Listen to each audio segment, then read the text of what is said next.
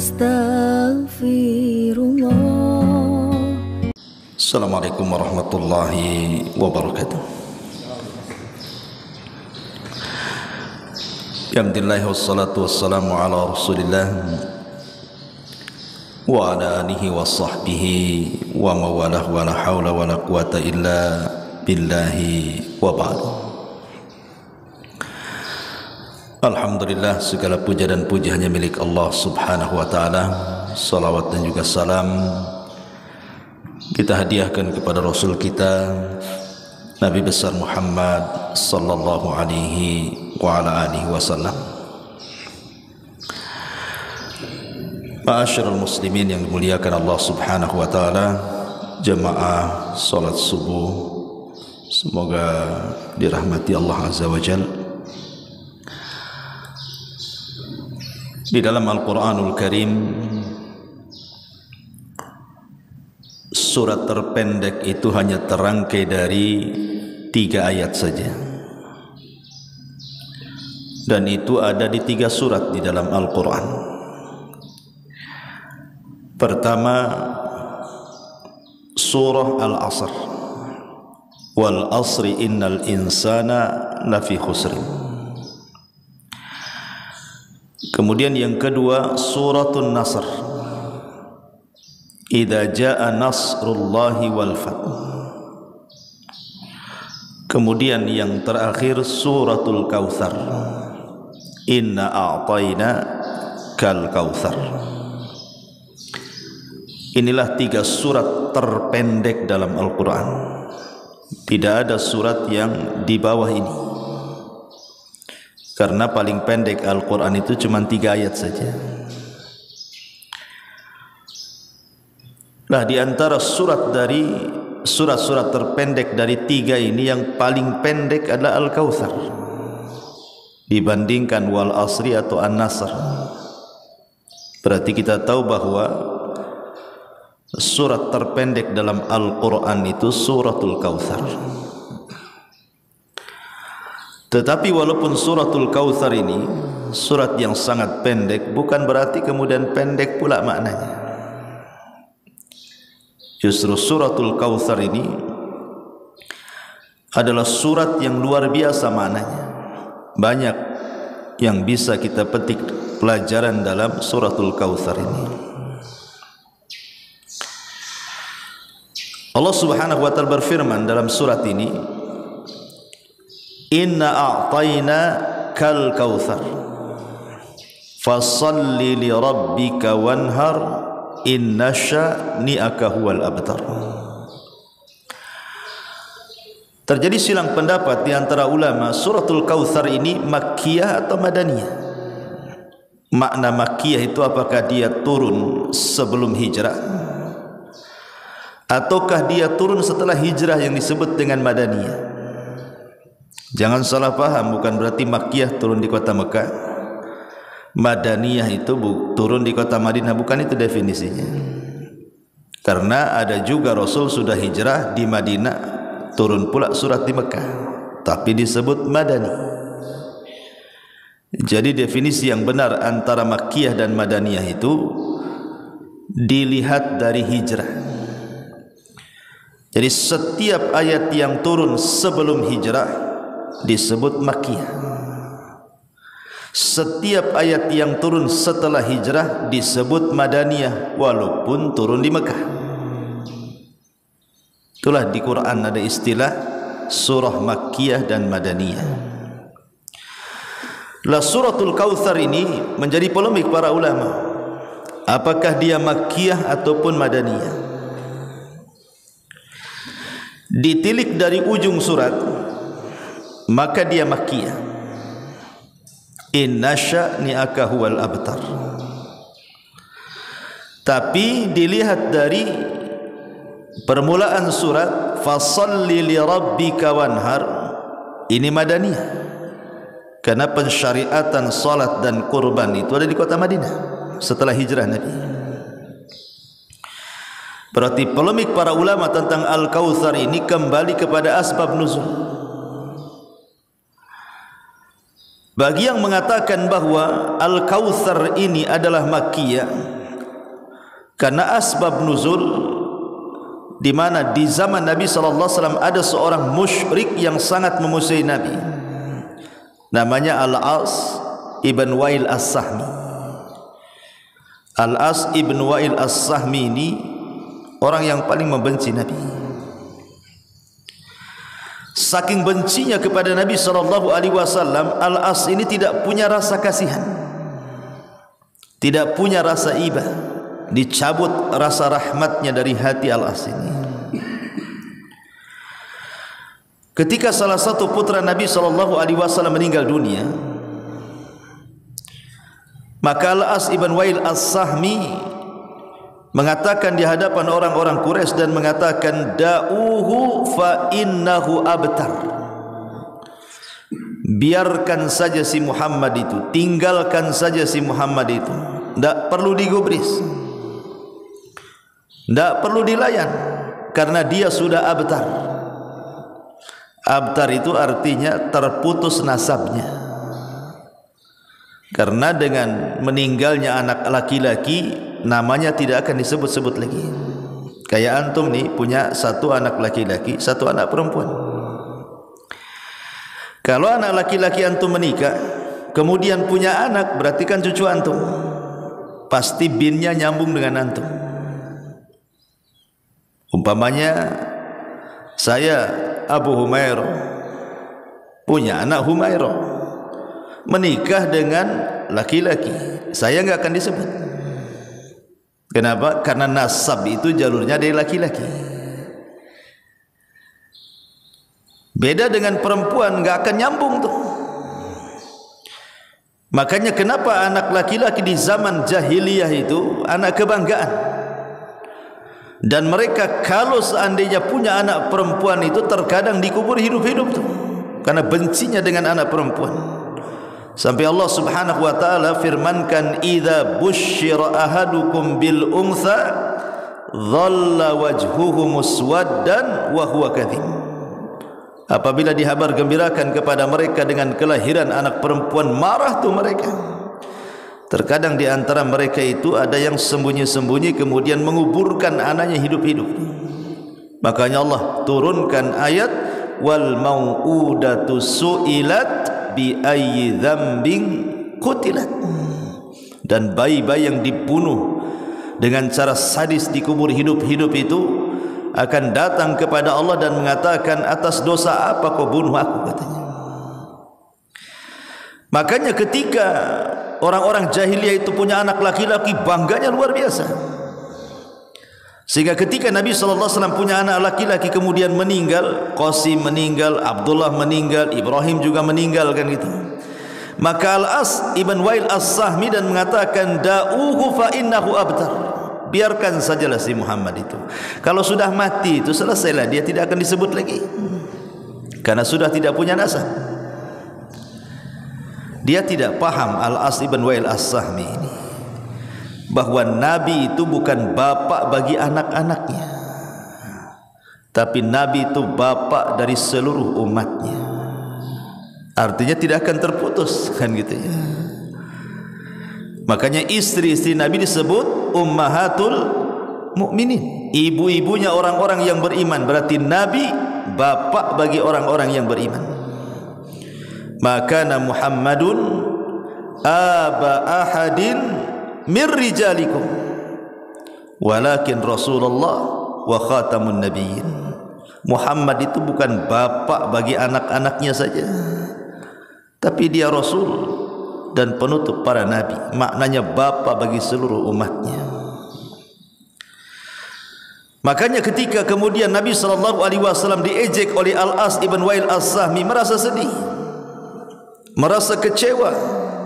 Kok ada orang yang tidak punya iba anaknya meninggal, bukannya takziah malah mencelanya. Tetapi Allah Subhanahu wa taala hendak menghibur hati Nabi. Ketika hatinya disakiti dan terluka karena celaan orang-orang musyrik, maka Allah Subhanahu wa taala turunkan ayat, inna a'tayna kal kautsar Fashalli li rabbika wanhar inna syani'aka huwal abtar. Terhiburlah hati Rasul dengan turunnya ayat ini. Dari asbab nuzul inilah maka sebagian para ulama mengatakan bahwa suratul Kautsar itu adalah Makkiyah, karena peristiwa Al-As ibn Wa'il As-Sahmi ini ketika periode Mekah sebelum hijrah Nabi SAW. Tapi bagi yang mengatakan bahwa suratul Kautsar Madaniyah ini dilihat dari pensyariatan salat dan kurban, karena Allah mengatakan fasalli li rabbika wanhar, salatlah untuk Rabbmu dan berkurbanlah. Sebagian ahli tafsir maksudnya salat Id, kemudian wanhar artinya kurban, berarti cerita Idul Adha. Selepas salat Id berkurban. Dan pensyariatan Idul Adha itu tahun kedua Hijriah. Setelah pensyariatan Idul Fitri dulu, Ramadan, Idul Fitri, kemudian masuk di bulan Dzulhijjah, maka disyariatkan salat Idul Adha dan penyembelihan. Berarti ditilik dari fasalli li rabbika wanhar, berarti Al-Kautsar itu adalah Madani, turun setelah hijrah Nabi SAW. Terlepas apakah dia Madani ataukah Makki, kita akan coba membahas isi kandungan daripada suratul Kautsar ini. Allah Subhanahu wa taala mengatakan inna a'tayna kal kautsar. Inna, sesungguhnya kami. Dalam Quran itu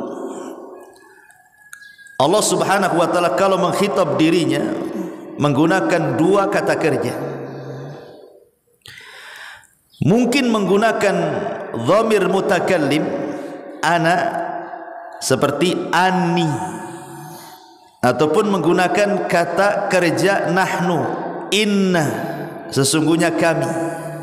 Terkadang Allah itu menggunakan sesungguhnya aku, ani, ataupun inna, sesungguhnya kami. Apa bedanya itu? Sebagian ulama tafsir mengatakan kalau Allah menggunakan kalimat anni, sesungguhnya diriku, maka Allah hendak menceritakan zatnya. Seperti Allah mengatakan anni anallah, sesungguhnya saya adalah Allah. Jadi kalau Allah Subhanahu wa taala menggunakan kalimat dhamir mutakallim saya, berarti hendak menjelaskan zatnya. Tetapi kalau Allah Subhanahu wa taala menggunakan inna, sesungguhnya kami, dan nahnu dalam bahasa Arab itu yufidu ta'zim, maksudnya Allah hendak mentakzim, membesarkan dirinya, memuliakan dirinya. Maka kalimat setelah inna biasanya Allah sedang menjelaskan perbuatannya. Jadi kalau sesungguhnya aku biasanya cerita tentang zat, kalau sesungguhnya kami itu biasa bercerita tentang perbuatan. Inna nahnu nazzalna dzikra wa inna lahu lahafizun. Kami yang menurunkan Al-Quran, menurunkan Quran perbuatan. Ya. Inna anzalnahu fi lailatul qadar. Kami turunkan Al-Quran di malam Lailatul Qadar. Perbuatan. Termasuk di sini inna a'tainaka al-kautsar, perbuatan. Sesungguhnya kami berikan kepadamu ya Muhammad al-kautsar. Apa itu al-kautsar? Kautsar itu dalam bahasa Arab disebut jama' muntahal jumu' namanya. Kalau al-katsir disebut jama' taksir.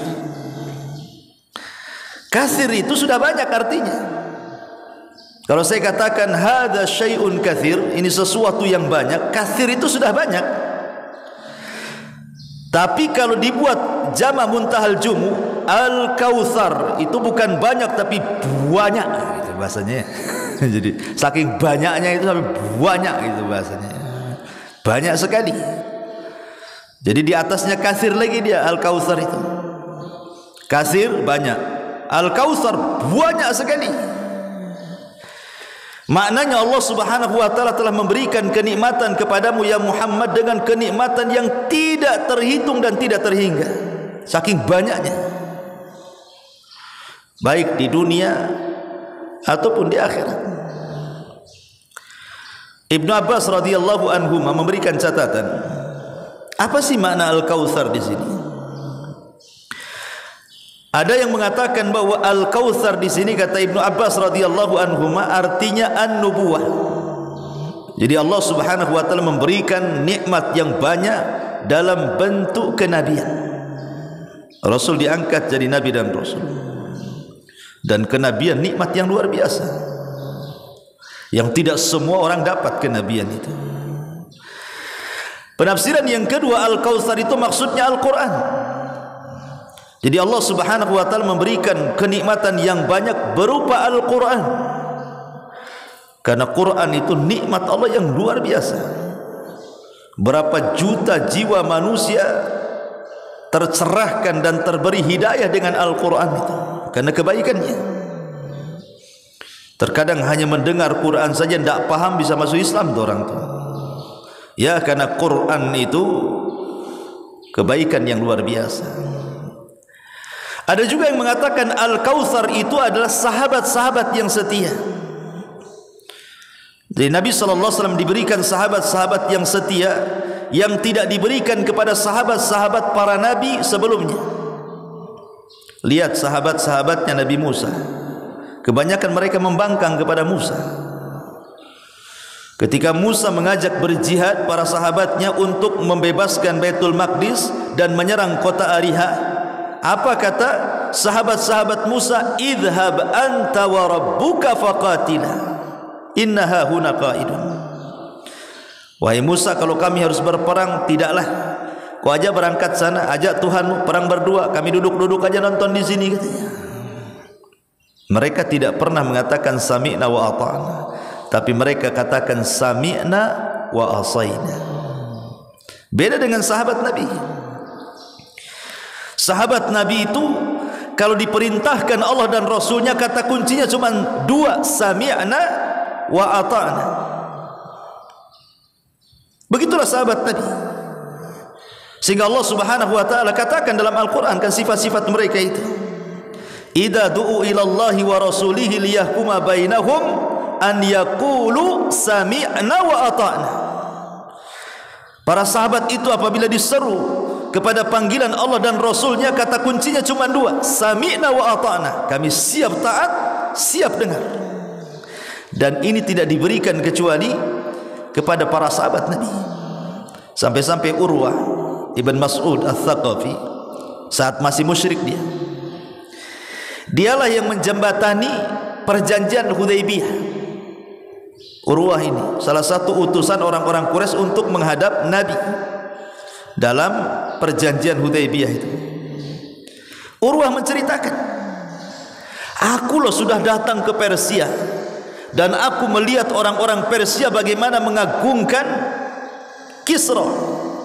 Aku sudah datang ke Romawi, bagaimana aku melihat orang-orang mengagungkan Kaisar. Aku sudah pernah ke Ethiopia, bagaimana orang-orang mengagungkan Najasyi. Tapi aku tidak pernah melihat sahabat Nabi mengagungkan nabinya melebihi sahabat Rasul kepada nabinya. Apabila Nabi meludah, ditangkap ludahnya, kemudian diusap di wajahnya. Apabila Nabi SAW wudu, bekas wudunya hampir berperang untuk rebutan mengambil berkahnya. Apabila Nabi SAW bicara, tidak ada satupun yang berani mengangkat wajahnya. Dan begitu seterusnya. Aku tidak pernah melihat seorang atau sahabat-sahabat Nabi yang mengagungkan nabinya melebihi sahabat Nabi kepada nabinya, katanya. Dan ini luar biasa, ikhwan. Kesetiaan itu luar biasa. Dan semua sahabat Nabi sangat setia kepada nabinya, dan itu Al-Kautsar, kenikmatan yang banyak. Ada juga yang mentafsirkan Al-Kautsar ini adalah Rasul diberikan umat yang merupakan umat terbaik dari seluruh umat-umat para nabi. Dan Allah katakan, kuntum khaira ummatin ukhrijat linnasi ta'muruna bil ma'ruf wa tanhauna 'anil munkar wa tu'minuna billah. Kalian sebaik-baik umat yang dikeluarkan kepada manusia, kata Allah. Tidak ada umat terbaik melebihi umat Nabi sallallahu alaihi wasallam. Dan Al-Kautsar itu artinya umat terbaik yang diberikan kepada Nabi sallallahu alaihi wasallam. Gimana tidak dikatakan umat terbaik? Allah Subhanahu wa taala anugerahkan kepada umat ini nabi terbaik kepada mereka, Rasul sallallahu alaihi wasallam. Allah berikan kepada umat ini kitab terbaik, Al-Qur'an, yang tidak diberikan kepada umat-umat sebelumnya. Bahkan Allah Subhanahu wa taala berikan kepada umat ini pahala yang jauh lebih banyak dibandingkan pahala yang pernah diberikan Allah kepada umat-umat sebelumnya. Dengan pendeknya usia umat Islam dan sedikitnya beramal mereka, tapi Allah berikan balasan yang jauh lebih besar dibandingkan yang Allah berikan kepada umat-umat sebelumnya. Dengan kata lain, amalan kecil memiliki pahala besar, dan itu hanya ada di umat Islam. Satu malam kalau antum dapati Lailatul Qadar, sama seperti antum mengamalkan satu ibadah dilakukan 84 tahun atau bahasa Quran 1000 bulan. Mana ada umat dulu Lailatul Qadar? Enggak ada. Sehingga kalau antum mendapatkan 30 kali saja atau 40 kali Lailatul Qadar, seolah-olah usia antum banyak tuh. 84 tahun kalilah 40 tahun. Seolah-olah kita juga punya usia ribuan tahun sama dengan umat sebelum kita. Makanya Al-Kautsar itu artinya umat terbaik yang Allah berikan kepada Rasul sallallahu alaihi wasallam. Dan banyak lagi, ini di dunia. Kalau di akhirat jangan cerita, hadis wala haraj kata ulama, ceritakan tidak mengapa. Bagaimana Nabi SAW diberikan syafaatul udma, atau yang pertama kali bangkit dari kuburan, Rasul sallallahu alaihi wasallam. Di tangannya syafaatul udma. Semua para nabi tidak sanggup memberikannya kecuali Nabi sallallahu alaihi wasallam. Orang yang pertama kali melintasi titian siratal mustaqim. Orang yang pertama kali membuka pintu sorga. Orang yang diberikan telaga yang lebih besar dibandingkan telaga para nabi. Sehingga sebagian ahli tafsir yang mengatakan inna a'tayna kal kautsar. Al-Kautsar di sini adalah ismul haud, nama telaga di sorga yang diperuntukkan kepada Nabi sallallahu alaihi wasallam, yang alirannya sampai di padang mahsyar, di mana setiap para nabi punya telaga. Dan Nabi SAW memiliki telaga terbesar dari seluruh telaga-telaga para nabi. Airnya lebih putih dibandingkan susu, lebih manis dibandingkan madu. Bejana-bejananya, gelas-gelasnya lebih banyak dibandingkan bintang-bintang di langit. Siapa yang meminumnya, kata Rasul, man syariba minhu falam yadma abada, maka selamanya tidak akan haus. Ketika umat Nabi SAW mulai berbondong-bondong datang ke telaga itu, minum dari telaga itu, ada yang diberi langsung oleh Allah minumannya, dan ini muqarrabun, orang-orang yang dekat dengan Allah. Ada yang diberikan minum langsung oleh tangan Nabi sallallahu alaihi wasallam, dan mereka adalah orang-orang mulia. Ada orang yang diberikan minum oleh para sahabat, para khulafaur rasyidin. Ada yang hanya minum sendirian, tapi ada yang terusir tidak minum. Sehingga Nabi SAW mengatakan, ya Rabb, ashabi ashabi, wa fi riwayatin ummati ummati. Itu sahabatku, itu umatku, biarkanlah mereka minum dari telagaku. Maka Allah Subhanahu wa taala mengatakan, ya Muhammad, innaka la tadri ma ahdatsu ba'daka innahum ghayyaru wa baddalu. Wahai Muhammad, kau tidak tahu apa yang terjadi dengan umatmu sepeninggalmu itu. Mereka sudah merubah-rubah sunnahmu dan sudah mengganti-ganti petunjukmu. Biarkan mereka. Dari sini kata para ulama akidah, bahwa orang yang tidak akan meminum dari telaga Rasul, satu, pertama orang murtad, tidak akan minum dari telaga Nabi. Yang kedua munafik, tidak akan minum dari telaga Nabi. Yang ketiga ahlul bid'ah, orang-orang yang melakukan bid'ah tidak akan minum dari telaga Nabi. Yang keempat al-kabair, orang-orang yang gemar melakukan dosa besar, mereka tidak akan minum dari telaga Nabi. 4 kelompok tidak akan minum dari telaga Nabi: murtad, munafik, ahlul bidah, dan sahibul kabair. Ma'asyiral muslimin yang dimuliakan Allah Azza wa Jalla, inna a'tayna kal kautsar. Itulah al kautsar. Fasalli li rabbika wanhar. Karena Allah Subhanahu wa taala sudah berikan nikmat yang begitu banyak kepada Muhammad, maka Allah tuntut bentuk syukur nikmat namanya. Antum kalau diberikan nikmat kan harus bersyukur. Maka Allah Subhanahu wa taala mengkhitab bagaimana cara bersyukurnya? Fasalli. Itulah syukur badan. Li rabbika wanhar. Itulah syukur harta. Karena tidak ada hal yang paling baik dalam syukur melebihi salat dan melebihi sedekah. Kalau salat syukur badan, kalau sedekah syukur harta, baik dengan kurban atau yang lainnya. Karena di balik kurban kan ada sedekah, memberi makan fuqara wal masakin. Lah ketika orang-orang jahiliyah mereka salat bertepuk tangan bersiul-siul di Ka'bah, terkadang mereka berkurban untuk berhala-berhala mereka, maka Allah Subhanahu wa taala perintahkan Rasul dan umatnya, salatlah untuk Rabbmu bukan untuk berhala, dan berkurbanlah untuk Rabbmu bukan untuk berhala.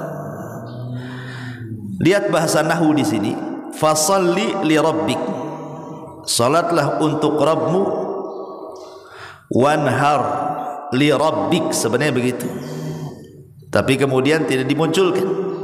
Ya. Maknanya di sini yufidul hasar. Tidak boleh seseorang itu salat melainkan untuk Rabbnya, dan tidak boleh orang berkorban melainkan untuk Rabbnya. Disinilah bentuk tauhid. Kul inna salati wa nusuki wa mahyaya wa mamati lillahi rabbil alamin. Katakan ya Muhammad, salatku, penyembelihanku, hidupku, matiku aku serahkan kepada Allah. Maka kalimat ini sama dengan kalimat fasalli li rabbika wanhar. Itulah bentuk syukurnya. Kalau kita hendak bersyukur akan nikmat Allah, salat, makanya di dalam salat itu ada gerakan yang merupakan bentuk ubudiyah kita kepada Allah yang disebut dengan sujud. Makanya sujud ini kan banyak macamnya itu. Ada sujud syukur, ada sujud tilawah, ada sujud sahwi, ada sujud macam-macam kan. Karena ibadah sujud itu ibadah yang paling rendah dalam penghambaan seorang hamba kepada Allah. Kenapa? Karena meletakkan sesuatu yang mulia di tempat yang hina. Wajah ini mulia, tanah ini hina. Meletakkan sesuatu yang mulia ke tempat hina dalam bentuk ubudiyah, berarti betul-betul dia sedang menghambakan diri kepada Allah. Makanya kalau orang dapat nikmat cepat sujud kan, namanya sujud syukur namanya, tersungkur langsung sujud. Fasalli li rabbika wanhar. Karena Allah mengatakan inna syani'aka huwal abtar. Yang membenci wahai Muhammad, merekalah yang terputus, tidak akan disebut-sebut nama mereka. Dan ini sama dengan firman Allah Subhanahu wa taala, wa rafa'na laka dzikrak, dan kami angkat penyebutan wahai Muhammad. Makanya kita perhatikan, tidak ada nama terbanyak di dunia melebihi nama Nabi. Tidak ada satu dunia ini di benua manapun, mau benua Asia, mau benua Afrika, mau benua Eropa, sebutkan benua manapun, negara manapun, tidak ada nama terbaik kecuali nama Ahmad dan Muhammad. Tidak ada. Nama Muhammad itu terbanyak satu dunia. Tapi nama Isa, nama Musa, nama Ibrahim, walaupun itu nama para nabi, tapi nama Muhammad itu terbanyak yang disematkan kepada nama-nama manusia. Bahkan nama yang ditinggikan terbanyak di dunia.